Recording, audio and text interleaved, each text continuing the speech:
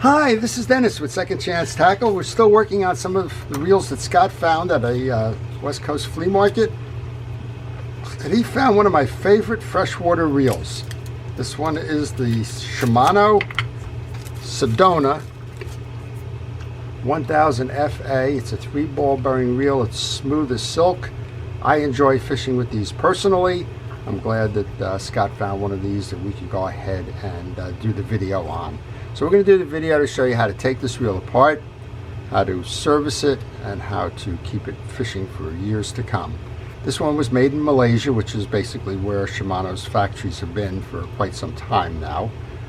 They were originally out of Japan, and then they moved most of their assembly to Malaysia, and it stays there to this day. All right, we're going to take exterior pieces and parts off to start this. And while I do that, I want to encourage you to subscribe to my channel.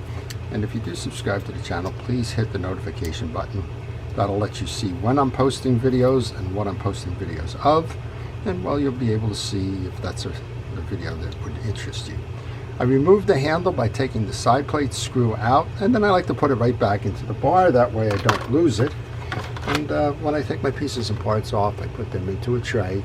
That tray helps me keep track of the pieces and parts so that as I go to reinstall, well, I know where they are. I'm going to remove the spool next. Okay, this camera is just a little bit out of adjustment. Let me just see if I can fix that a little bit for you. Not quite, but all right. Well, sometimes try to work around it. I'm a one-man show here. I don't have anybody filming this, and unfortunately sometimes, well, it doesn't last as well as it should with me. Remove the spool by taking the adjuster off, work it backwards. We're going to take that and just put that to the side for a moment. Eventually what we will do is service that as well. We're going to remove the click ratchet and the spool shim washers that keep track of the line height. And then I think we'll just take the rotor off now. It should be easy enough. The rotor should be a 12 millimeter. It is. I have a 12 millimeter tool here. It's just a deep socket. You don't need the tool. If you don't have the tool, you probably could access it with an open end wrench by just coming straight in. And if you want, you can use a deep socket to do the same. All right, I think that I've opened that up just to make sure that I didn't need to that I wasn't hiding a side plate screw under there. All right, there's 3 side plate screws. Let's go ahead and take that off. This is a 3-ball bearing reel. I'm wondering if they're counting, I should know this, whether they're counting the anti-reverse clutch as a bearing or not. This is the old style clutch. You can see it covers the whole top of the reel. And you'll notice that there's 3 shiny screws and 1 dark screw there. You're allowed to take the shiny screws out. As a matter of fact, you have to take the shiny screws out. Please do not remove the dark screw. It's an old school free-floating roller bearing system. It's among the first of the ones when they were designing those anti-reverse clutches. The advantage to it is that you can have an anti-reverse override. The disadvantage to it is if you open it up, wow, good luck putting it back together again. It's a series of roller bearings and springs. I've had the pleasure to rebuild 1 or 2 of those because I couldn't get the replacement. I don't recommend anyone attempting to do that just for the fun of it. All right, let's take those 3 silver screws off. I'm going to lay them on the table just to make sure that they're all the same. This is a place to tell you to take pictures as you're disassembling your reel. Take them at critical junctions. So for example, this is a good place to note that there's a notch above this anti-reverse, and that's the only place that the notch appears on the bottom rim of this anti-reverse clutch. So when you go to reinstall, you must have this notch lined up with the notch there, otherwise it's not going to seat properly. Those 3 screws are the same, so I'm going to take those and put them into my parts tray. And now we can pull that assembly up. Note that that dark screw is still in there, and that's your anti-reverse override here. It will move back and forth, and you actually have a spring that's going to control the anti-reverse override. All right, well, we can go a couple of different ways, so let's go back to the case below. And we can see that it's a beautiful reel, and the issue here is just it's dry. It hasn't been serviced in a while, but short of that, it does look okay. I'm going to back the axle shaft all the way down by turning the main gear, and this hasn't been serviced since new.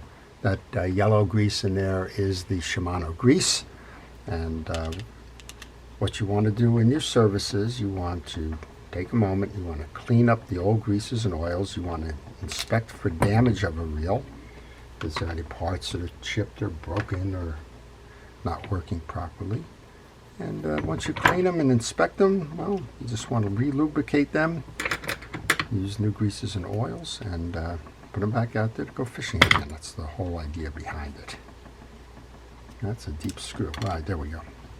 All right, that goes into my parts tray. I'm going to hold the bottom crosswind block and pull out the axle shaft. That came out nice and easy. And because we have everything else removed, we should be able to just remove the pinion gear as well. I'm going to take the main gear out.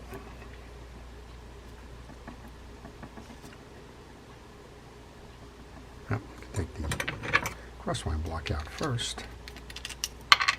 Then we can take the main gear out. And it seems like it wants to be a little bit stuck. There we go. The main gear came out as well. And you'll notice that the bushing is in the back side of this. So I think what we just found out here is the answer to the question, do they count the anti-reverse clutch as a bearing? And the answer is yes, because that would be your third ball bearing. All right, I'm going to remove the crosswind block, clean that up. I'm going to grab the main gear. We're going to do the same thing. We're going to use a Q-tip here to mop up. I keep a lot of cotton swabs, paper towels, and various little things to do the cleaning. Little hard brushes. You want to use all of those just to do what you can here. All right, that's a shielded bearing. I'm going to apply oil to. I should have tested it before, but it's turning fine. Same thing here. You can spin the bearing on your shaft there. Clean that up. Same thing, oil that. Notice there's two different size bearings there. It won't be hard to confuse them. And then we want to clean out the greases and the oils from the pinion gear. And mostly it's just dried grease. Well, this reel was performing pretty nicely before we even started the service. You can imagine how it's going to perform when we're done. I'm using Penn Precision reel grease as my fishing reel grease. I've mentioned in the past on my videos, I don't care whose grease you use. I don't find much difference between them. I know there's a lot of folks that are sentimental about one or the other, and that's fine. I don't get emotional over the greases. Some folks will tell you that you should only be using one or the other. That's your choice. I use Penn Precision reel grease, and I've been happy with it, so I use it on all of the reels that I service. All right, I'm just mopping up the original greases in there. You have a plastic bushing in the back there. No harm with that. A lot of people say, you know, oh, the reel doesn't have 15 bearings, so it can't be any good, something like that. This is a freshwater reel to begin with, so you're not going to have that much stress on it as you would on some others, the bigger reels and the like. And there's nothing wrong with the plastic bushings. If you do take this plastic bushing out in the back, and I did not, notice that there's two triangles here. That's because there's tabs on this plastic bushing, and when you go to reinstall it in those cases, the slots are going to be underneath those two triangles. Make sure that you align them, otherwise you're going to have a binding in the gears as you go to turn the reel after a reinstall with that bearing in the wrong position. All right, the case is cleaned up nicely. Let's do our best to put it back together again now. So we've greased the pinion gear, we've cleaned both, we've oiled the bearing. And go ahead and put that back on. You do not service this. This is, if you will, a friction-driven device. You've got the collar on the inside of it, and if you do service and oil it, you could get it to slip. Remember what we said, find the opening. The opening is going to go across here you want to align that collar. The collar just came out. That's okay.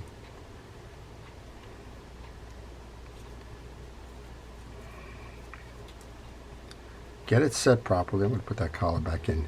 An interesting piece to note here, that collar is staggered. It's not a completely round collar. You're going to notice that there's a small side and a large side. If you took this apart, didn't know what you're looking for, and put it in this way, with the narrow side upside down, your anti-reverse will not work. The wide side needs to be top side. How do I know that? Well, you can bet that I did that. Just passing along some information there. All right, we have those 3 screws that go next. Find the pillars. They kind of go in a triangle. They line up with the pillars below. I'm going to go ahead and put that back on. And you can actually test it at this point once you tighten these down, just to make sure that you have that anti-reverse. You also have an anti-reverse switch, so you want to make sure that it's in the on position while you're doing that.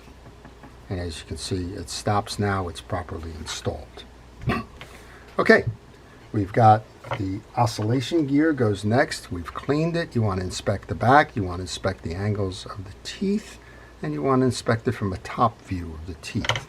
When you go to reinstall, you want to get grease on all sides. The front is where the crosswind block is going to ride. The back is going to ride up against that casing, and the teeth are going to intersect with the main gear. When you go to install that, install it down where the stud is at the base of the piece. You can next take your crosswind block, which has been cleaned. We'll do the same thing here.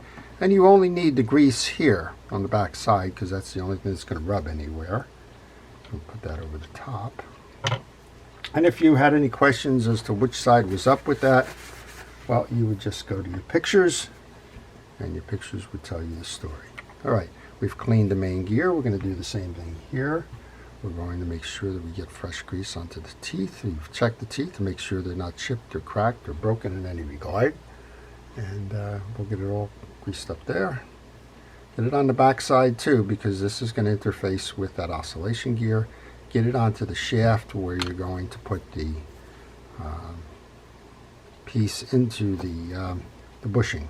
And just notice there's a little bit hanging on there for fun. All right. Go ahead and install that then. Push down. And next up, what we want to do is we want to reinstall the rotor. And we can take our bearing that's sitting on the table, put that on the shaft of the main gear. Line your mechanisms up.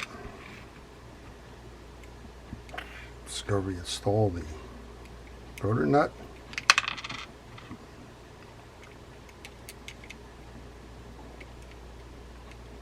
If you have any questions on this reel or any reel in particular, maybe you're working on something and you're stuck, if I can help you with an answer, I will try to do that. I'm trying to see myself. I guess it's a reverse threaded. Yes, it's a reverse threaded nut, which means it goes on in a counterclockwise manner. I probably should have noted that when I took it off. So noted now. And I'll just take that little 12mm nut there. All right, we've got that. You want to clean your axle shaft. Fresh lubrication there. If you felt anything that was rough there when you just did that, go ahead and use some steel wool or something to remove any burrs or maybe dried greases and the like, and that'll help you tremendously. We've inserted the axle shaft through the pinion gear, and we want to align the hole with the hole in the crosswind block below. And we can go back into our case and take our tie down screw. See if we can't get that started. That one was a long threaded screw. It took a long time for me to back that one out for whatever reason. We'll tighten that one down. You can put a drop of oil onto the anti-reverse override post, and we can give it a spin just to make sure everything's spinning fine. It sure is. Now, I didn't mention when I put the rotor on, but What you want to do on the rotor is you want to simply run a little bead of oil on both sides where it joins, where the bail assembly joins, and a little bit up top on where the line guide is. Let's go ahead and take the post or the side plate then, snap that in place. You just heard a nice solid snap. There's 3 screws that belong to that. And you can see why I like this. It's a straightforward design. It's got the bearings in the right place. I guess if you wanted to hot rod it, you could probably do one more bearing. You could pull that bushing out on the other side, put a bearing in. You don't need to, not on a 1000 size reel. But if you want to, go ahead and do that. But it's just an efficient reel. It's a simple design. And boy, if you haven't had the opportunity to fish one of these, go ahead and grab one. And they're not that expensive in the used market. And I think you'll enjoy it. All right. And in case I didn't mention, if you have any questions on servicing a fishing reel, leave them in the comments section. I do know folks try to call me on the phone that's on the business card that follows on this video, and I have to apologize. That's the least efficient way to reach me. It's the phone is never in my shop, just because when I'm in my shop I'm typically doing a video or preparing a reel, and I either have greased up hands or other things that are getting in the way, or I don't have the time to respond to whatever the question is. All right, well, I just dropped the click ratchet. That goes on next. And then we want to get the 2 shims here that control the line height on the spool. So if you're having a spool line leveling issue, if the spool is gathering all the way up to the top, you need to remove a shim. If it's gathering all the way down to the bottom, you need to add a shim. And most of the time, the manufacturers will supply about 3 shims. That's kind of the variance in all of this. And 2 usually puts it right in the middle. All right, there's a clip here we want to remove. It's a spring clip. Please be careful. They will shoot. I'm going to put that right on my table there. I just kind of picked it out with a fork. I think these are going to be felt washers. They are. And actually, it looks like it's only going to be 1 felt washer. That's it. And again, because of the nature of the reel, it's a freshwater reel. Don't need a lot of drag. Just cleaning out the old greases behind it. Felt washers, I oil them. You want to keep them oiled or lubricated so that they do not tear. If you have a problem with your fishing where you've been tearing up the felt washers, which can occur, you can switch those over to a Carbon Tex or a hard washer. Generally speaking, all you're going to need is the size of the washer to do that. I'm reinstalling that spring clip now. I want to make sure that it's in the grooves throughout, which it is, and then we go ahead and put that back on the reel. Some people ask me from time to time, what about that little click spring mechanism? If you want to put a drop of oil on there, you can. There's a click tongue that's going to tell you when you're running in line release mode. It's a bait alarm, if you will. We're just going to tighten this down now. Tighten it down, make sure that you're holding. We are, and then back it off. You don't need to leave the pressure on there. If you leave the pressure on there, it's going to act like a vise, and it's going to clamp down and push out all that oil that you just had on the drag washer, and well, it'll lead to it drying out or tearing perhaps. All right, the side plate screw goes in. Collapsible handle, so if you want to collapse the handle, just back that out. And there we go. Not a beautiful little reel. I just enjoy this one a lot. As I said, I fished this one myself. Very strong reel for freshwater and pond fishing. I like it. I hope you've enjoyed it as well. To our first responders and essential personnel, thank you for everything it is that you do to keep us safe during the pandemic. Your efforts truly are appreciated. To everyone, thanks for watching. Have a great day. Enjoy your fishing and stay watching. This is Dennis with Second Chance Tackle.